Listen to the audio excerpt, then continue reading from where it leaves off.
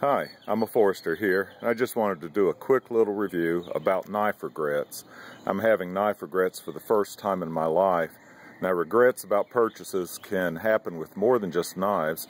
This is just an example. I was looking around for something silly that I've had that I've never used, and to be honest, I don't remember if I purchased this or if it was a gift, but I've never read the book, so it can happen with more than just knives. Now, I've made several knife purchases in the past few months. This is one that I've done a review on, a Reidman Undie, and I have absolutely no regrets about purchasing this knife. It's an absolute work of art, and if any knife deserved to be called flawless, it would be this knife. So I've had this, and it was a fairly expensive purchase. No regrets whatsoever. Another knife that I purchased, and this one was this past winter, probably in January, but this is a Cove Sage 4. And here again, it was a little bit on the expensive side. It's a little bit heavy, which is one of the criticisms I'm going to have of the knife that I'm going to review today. But and it's got a stiff action also, but it's a very high quality knife. I think it's a collectible knife. And I look forward to carrying this knife in the rotation when it comes its turn. So I have no regrets about buying this knife at all. But the knife that I purchased this week is a Kershaw. Yeah, you know, I've bought several Kershaws in the past, and the one that I carry, well, I carry both of these a lot, but here's a Skyline. I carry it a good bit. I look forward to carrying it in the rotation. It's a good beater knife, and it wasn't that expensive. And so, and the other one I have is a Scallion. I didn't bring it out for this video. But those purchases gave me a lot of confidence that this Kershaw was going to be a similar quality knife. And so I had watched some reviews, excuse me. I'd watched some reviews of this knife online, and I generally like the reviews. I don't think that they oversold the knife, to be honest. It's a Kershaw Crown. You know, it's a $15 knife, and generally I think you get what you pay for. So I wasn't expecting a great knife, but based on the reviews, and I was immediately attracted to the appearance of the knife. I think it's a good-looking knife.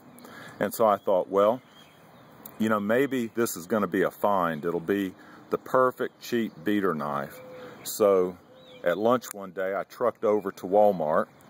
I found the knife. Now, one of the reasons I think I ended up buying it was I had a really hard time getting customer service. I waited for about 10 minutes, and then I had to track somebody down.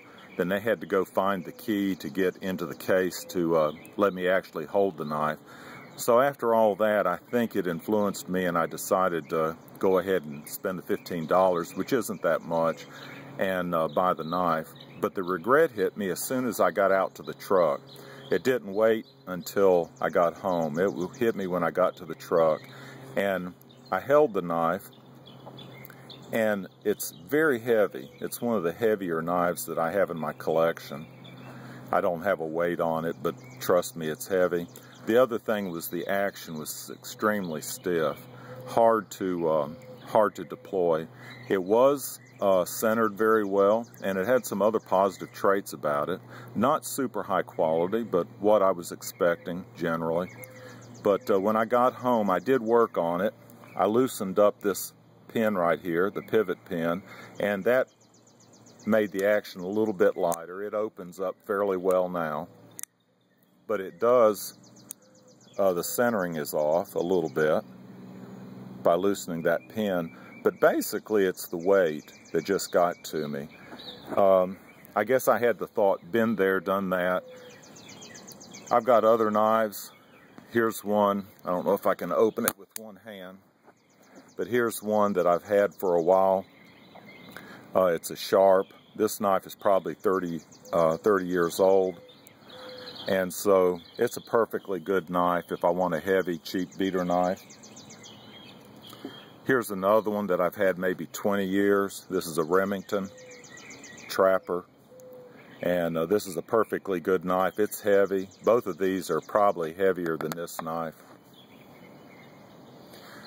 But you know, if I want a cheap beater knife, this is one that I've done a review on. I bought it from FN. It's a Browning. This is a $7 knife, so it's actually cheaper than this one. And this is a very light knife, great beater knife. And Kershaw has actually done a better job with this Skyline. I'll bring it back out. The Skyline is not that expensive, and it's extremely light and high quality. So there are a lot of choices when it comes to beater knives. And I guess basically I don't have anything against the Crown. It's a decent knife. You get what you pay for, but sort of been there, done that. It's going to end up as clutter in a drawer. I doubt I'll use it. Yeah, I guess it would make a nice giveaway or present, so I may end up giving it away one day. Do you have any knife regrets? Comment below if you do. Y'all have a good day. Take care.